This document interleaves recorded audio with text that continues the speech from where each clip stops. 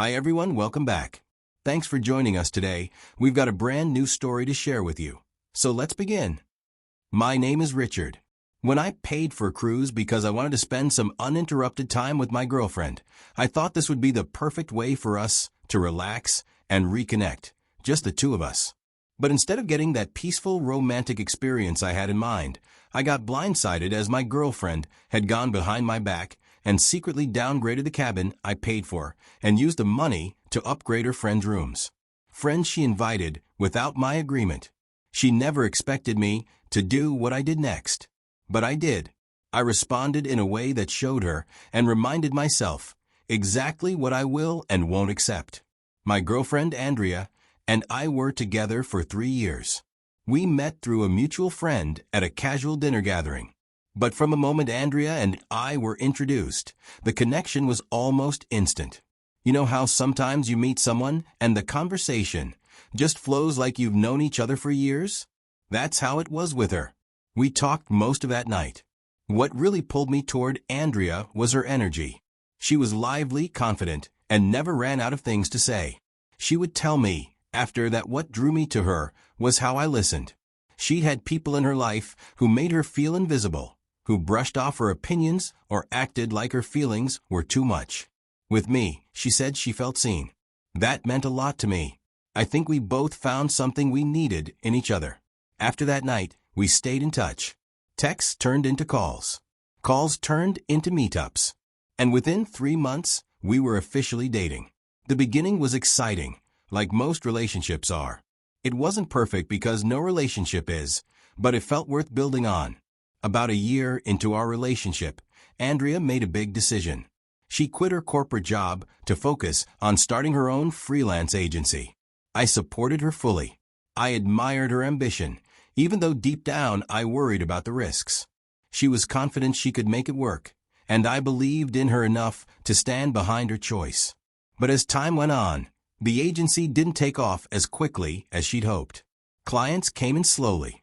Money was tight. Eventually, she asked if she could move in with me to save on rent while she kept building the business. I didn't hesitate. I told her yes. From that point on, we started sharing not just space, but everything else: bills, chores, routines, and more emotional weight than before. And while things weren't always smooth, I chose to stay because I genuinely cared for her. I saw the best in her, even when her flaws showed up.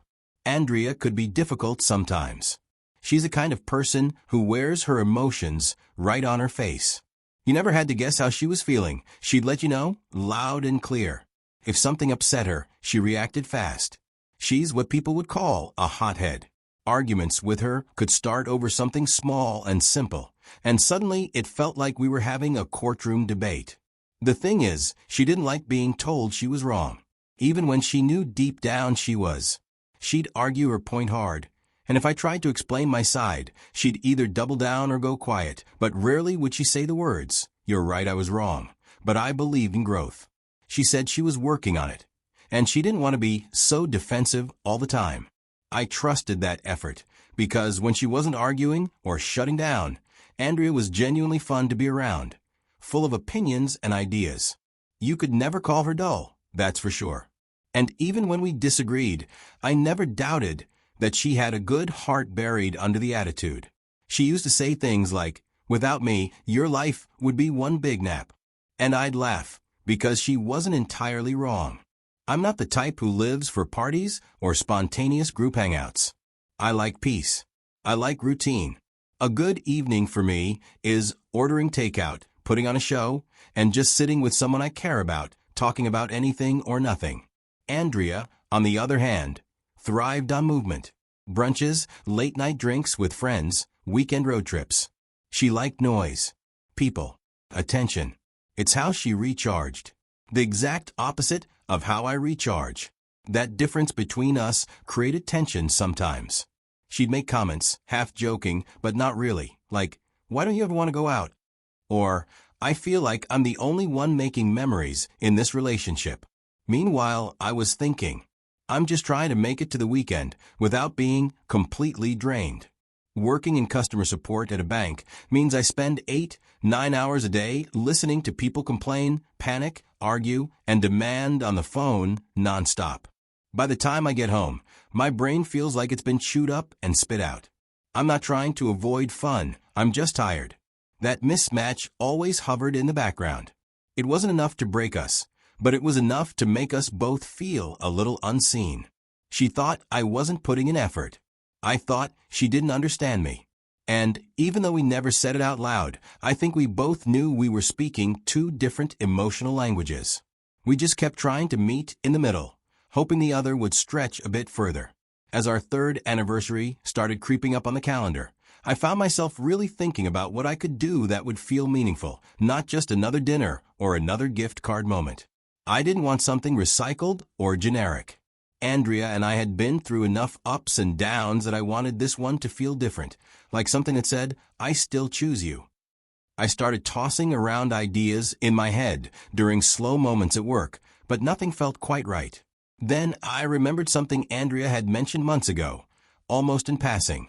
She'd been scrolling through her phone, showing me pictures of her cousin's cruise, and said, we should totally do one someday.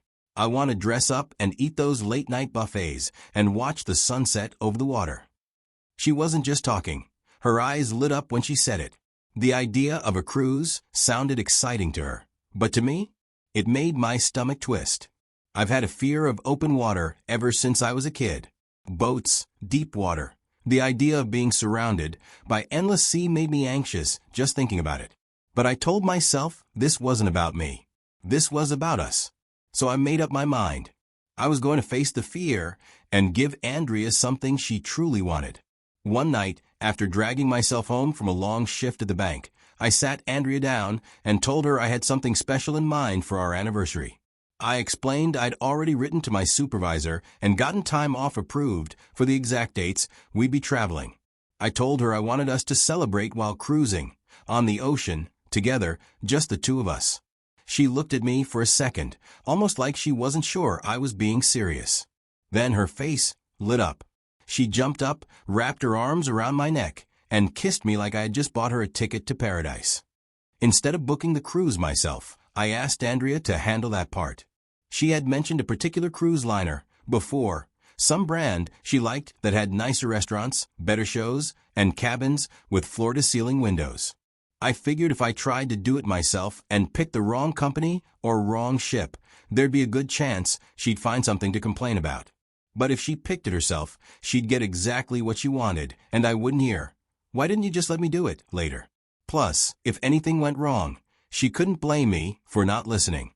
That same night, she grabbed her laptop and got to work immediately, scrolling through cruise packages and ship layouts. She looked happy, focused, and even.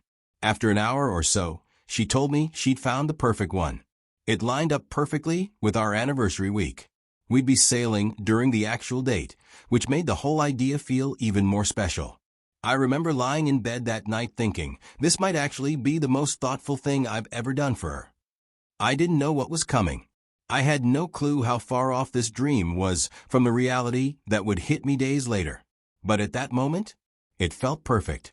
2 days after Andrea booked the cruise, we were having a quiet evening at home when she suddenly asked if I'd be okay with a few of her friends joining us on the cruise.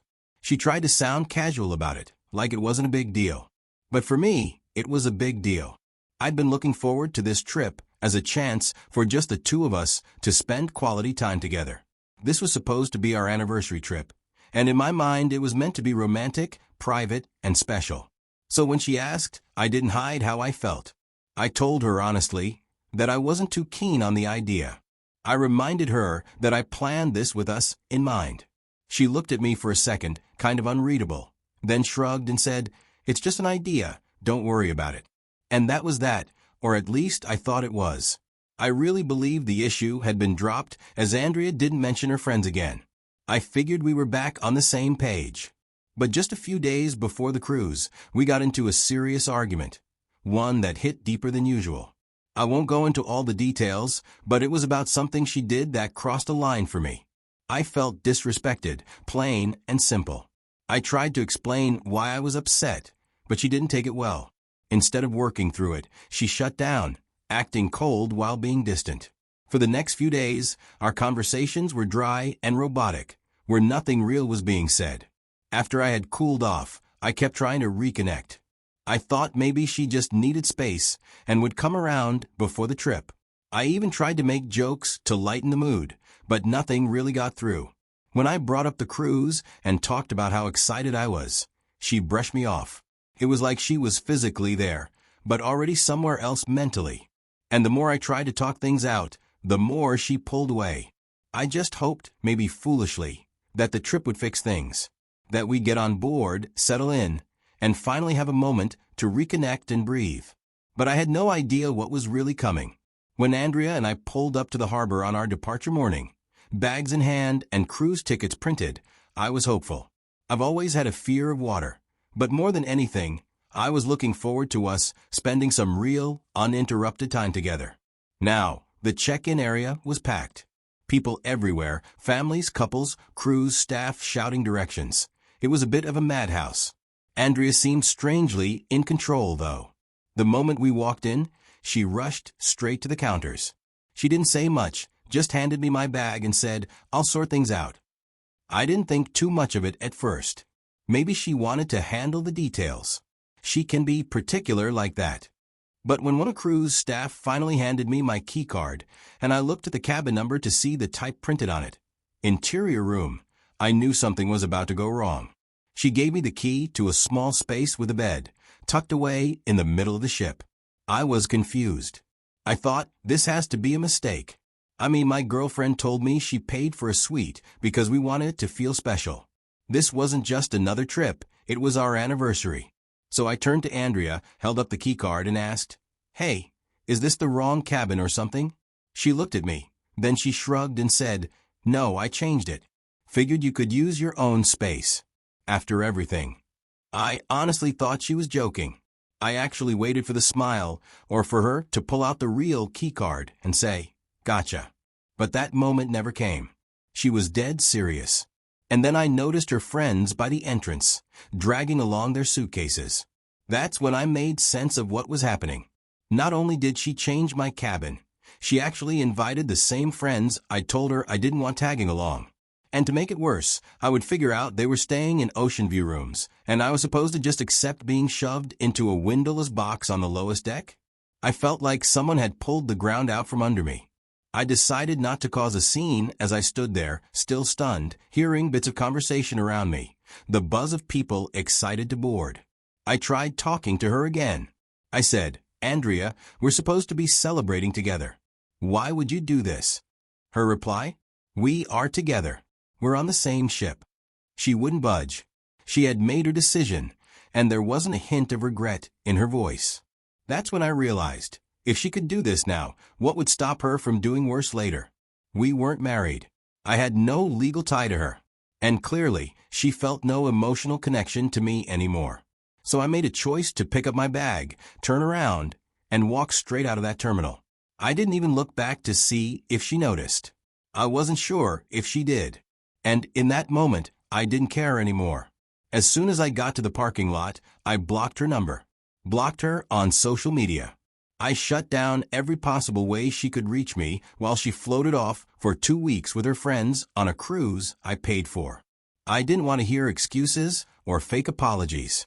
I just wanted peace. And that was the day I chose myself. I knew exactly when Andrea would be coming back from the cruise. I still had the calendar reminder on my phone.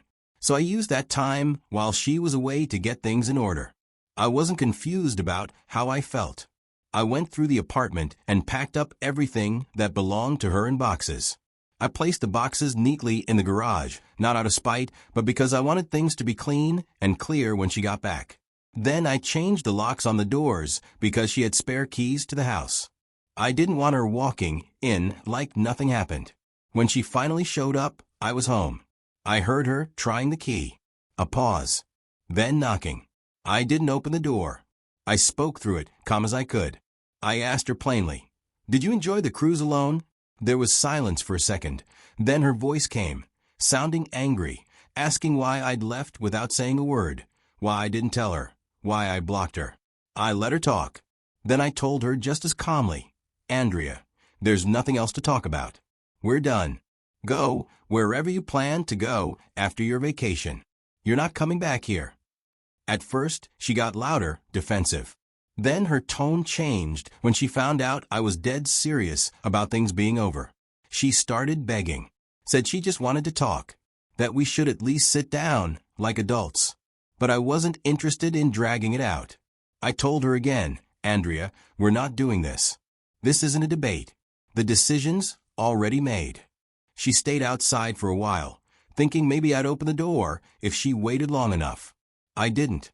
Eventually, she left. A few hours later, she called me using a friend's phone. I answered. She asked how we were going to settle things. I told her there's nothing to settle.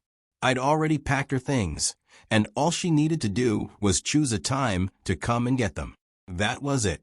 She eventually picked a day, and I gave her a time. When she showed up on that day, I opened the garage for her and stayed by the door while she walked in. She didn't say much as she occasionally looked at me, like she didn't recognize the version of me that wasn't taking her back, like she was still trying to figure out how serious I was. But I didn't flinch or smile. I just waited quietly while she loaded her things into her car. She left without another word. After the breakup, I thought things would slowly fade into silence. But when I run into mutual friends, they end up asking the same thing in different ways. What happened between you and Andrea? And I could already tell by the way some of them asked that they had heard a version of the story that didn't match reality. Apparently, Andrea had been telling people that we just fell out of love. She made it sound like we both calmly agreed to end things, like we were on the same page. But we weren't. Not even close. She made a decision that completely disrespected me, and I responded by choosing to walk away. That wasn't falling out of love. That was betrayal followed by self-respect. At first, I didn't want to get into the details. But the more I stayed quiet, the more I realized how easy it was for people to believe her version, especially since she got ahead of the story. And I just couldn't sit with that. I wasn't going to let the final chapter of our story be a lie. So whenever a mutual friend brought it up, I told the truth. I told them how I had paid for a cruise so we could celebrate our anniversary together. How Andrea, behind my back, downgraded the cabin I paid for just so she could upgrade the cabins of friends I never even wanted on the trip. I explained how she did it without telling me, and how she expected me to play along. And I told them that when I realized how little she respected me, I chose to leave. Some people were shocked. Some apologized for assuming things. But I didn't care about their reactions. I wasn't sharing the truth to convince anyone to take my side. Thank you for watching.